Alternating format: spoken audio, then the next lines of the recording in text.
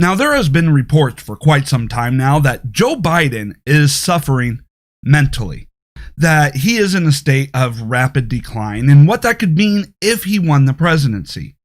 And there's certainly a lot of evidence out there to try and support this theory that Joe Biden is declining mentally. And we see that as he constantly loses his train of thought. We see that as he interrupts himself to try and cover up the fact that, well, he can't remember what he was going to say next. He can't remember, certain things that everybody should know, things that he used to know and used to know quite well. We saw that when he was trying to cite the Declaration of Independence, and he goes, "We hold these truths to be self-evident, that all men are, and the thing," right? And he couldn't finish it. It took him, some time to try and recover and remember what the rest of that was. Well, now we see that with the Pledge of Allegiance. Now, I'm going to show you the clip here in just a moment, but I have a different take on this that is separate from the mental decline narrative that is going on. Now, I do believe that he is suffering from mental decline, but not everything that he does is evidence of that mental decline.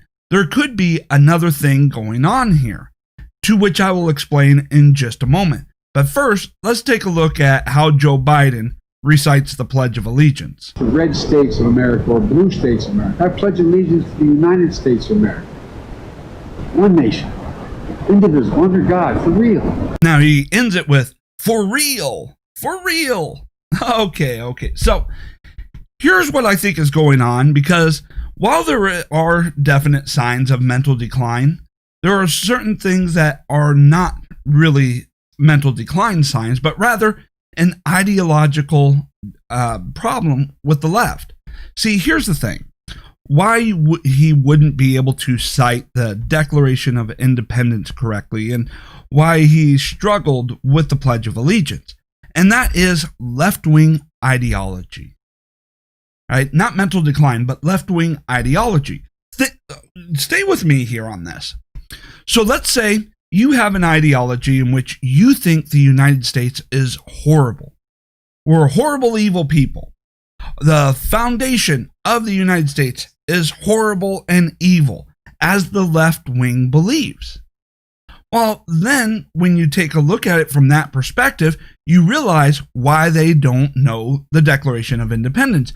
Why would they study something that they believe to be evil, to be the foundation of an evil, horrible country?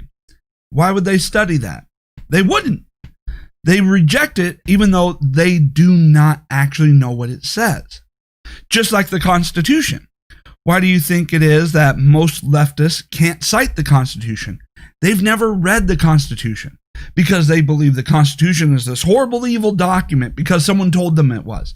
Because someone told them the United States was horrible and evil. So why would they want to learn the basic tenets and fundamental principles of the United States? And so when you get into this clip here, the Pledge of Allegiance, he half recites it because he probably remembers it from when he was a child and they used to do the Pledge of Allegiance as the first thing they did in school every day. So, that is seared into his memory. It probably used to do it at a lot of functions he was involved in. But as he has pushed further and further to the radical left and comes to see America as this horrible, evil place, he rejects the Pledge of Allegiance.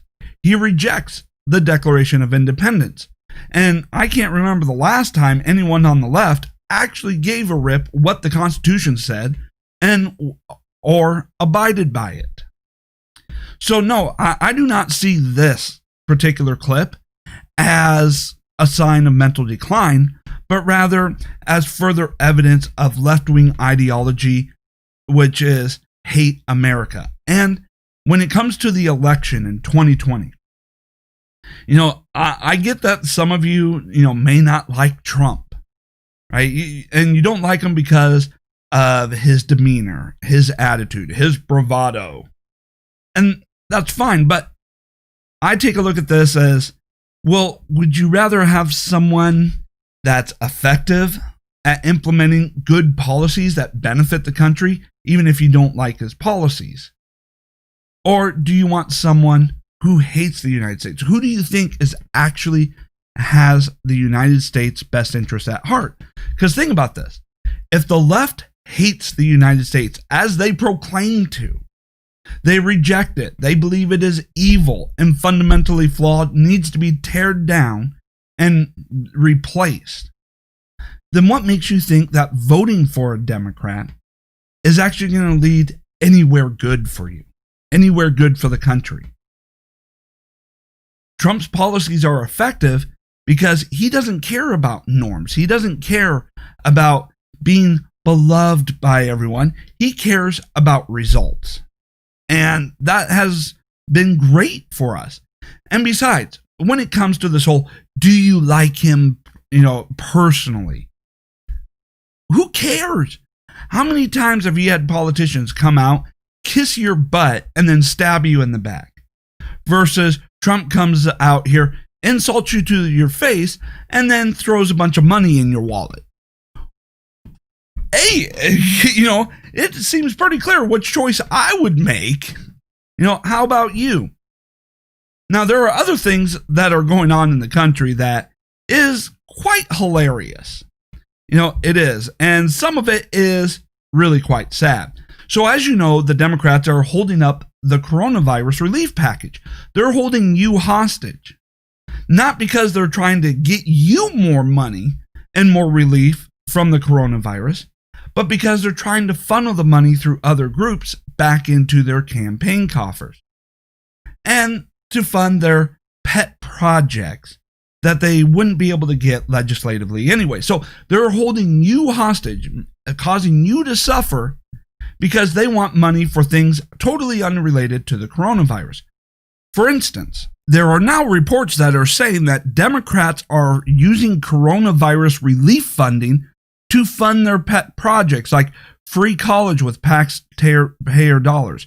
Now, there are a lot of other things that they are funding, but they are using COVID relief funds for things that have nothing to do with COVID. They're using it to fund all of their special interests, trying to do free college, trying to, provide more for abortion funding, trying to, just name the left's pet projects, just name what the left always wants more money for. And that's what they're actually using COVID relief for, not to actually help people like you who are suffering financially because of the economic shutdown. It is really sick what they are doing, and this needs to be stopped. I mean, this is essentially embezzlement. They're embezzling the money. They're abusing and misallocating. They are violating their fiduciary responsibility to use the money as it was designed and allocated for. This, I would say, is criminal behavior. But of course, they're Democrats, so they'll never be held accountable for anything. They never are. Now, in hilarious news, Melissa Milano goes out and she triggers a mass law enforcement response. So here's the story. She heard what she thought was gunfire in her neighborhood. And after months and months of going off and talking about, we need to defund the police. We need to defund the police. She calls the police immediately, 911, about an active shooter situation in her neighborhood, what she had heard. And she was afraid for her life. So, of course, she called the police. The very police that she calls evil and needs to be defunded. Now, what ended up happening was that the so-called shooter was a kid with a paintball gun trying to shoot and injure a rodent. I forget what the specific rodent is, or it was an air gun. Yes, okay, yes, it was an air gun, and he was trying to basically pest control in the area, trying to get at, a small furry animal, some type of rodent. But she heard this air gun and calls the police, who come into the area en masse: helicopters, cars, ambulance, SWAT. And so it's very interesting and hypocritical about how she wants the police defunded for you, but she still wants it available for her. And this is the hypocrisy of the left wing. This is how they always go. They advocate, one set of rules and one set of laws for you, and then another set of rules and laws for them. They want you to be deprived of police protection because they can pay for private security. They don't want you to have police protection, but, damn it, police better be available for when they need it. See, they don't live by what they advocate for you. It's rules for you, not for them. It's levels of protection and service for you, but not for them, because they're more important than you, don't you know? They're privileged. They are the top of society. They deserve the protection that the rest of you, you don't need, you don't deserve, you didn't earn. Right? That's how the left goes. That's the ideology of the left, is they actually believe in class systems, a system of privileges, where the higher you are up in importance, the more you deserve free from the government, protection. It is the Democrats that actually believe in systems of oppression and privilege and all of that, because they want to feed their ego that says they're better than everybody else. Now, to get just how crazy the Democrats have gotten over time, is that the New York Times, has gone out there, and confrontational Portland protesters divided over whether they should kill police. Really? This is a debate? This is something that you are arguing? Should we kill police or not? Is that a bad thing? I don't know. Yes, it's a bad thing. Why would this be a debate? And who would even support a movement that even debates this? That even considers the idea that killing the police may not be so bad. I mean, is this the type of America that you want to support? What the left is doing, what the left is advocating for? This is insane. This just goes to show that, an ideology that fundamentally hates the United States, just how much that takes to immorality, how much that leads to a decline in civilization, the civil society. And if they're going over and debating whether or not they should kill the police, do you really think they have any concerns over killing you if they disagree with you on anything? Probably not. And so, yes, election 2020, this does get to the heart of, what future do we want? Do we want, a future where people burn down buildings, kill you in the streets, and think that murder is perfectly acceptable for the advancement of a political cause? Or do you want a country that debates different ideas, argues over ideas, in order to find which ideas are the best ideas? I know what I prefer. What do you prefer? And as these riots have continued, have gone on, what do we see? Well, we're starting to wonder, how are these groups funded? They just come into an area, they seem to have unlimited amount of money to be able to go off and fund their activities, to get their Molotov cocktails, to go through and get everything they need to attack and burn down communities, and to be able to gather and assemble in large numbers and communicate and coordinate. So you start asking, who's funding all of this? Well, we know that there are a lot of funding sources that hate the United States. We know that Black Lives Matter is funded largely by overseas persons and entities that hate the United States. So you could say, that yes, they are a terrorist organization funded from overseas adversaries, and adversaries that are huge mega Democrat donors like George Soros. And you take a look at, Antifa as well. Where are they getting a large source of their funding for their standardized uniforms and, being able to travel, across the country to where the violence is being organized at? And so now we see that, representatives and Republicans in office are now starting to call for a Department of Justice investigation into who's funding these groups. Where are they getting their money to be able to do all of this? And that is a good question. And that is a question that needs to be answered here. Now, and as we go through and we take a look at everything that is going on, you really got to start wondering how much of this is organic versus how much of these so-called protesters are actually employees of a group doing what they were hired to do. We see it online all the time, paid protesters wanted, and how they go through and they hire people and pay people to go to a political rally and disrupt it.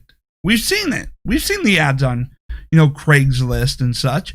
We've seen other reports on all of this. So how much of these rioters are actually just being paid to cause all of this pain and destruction?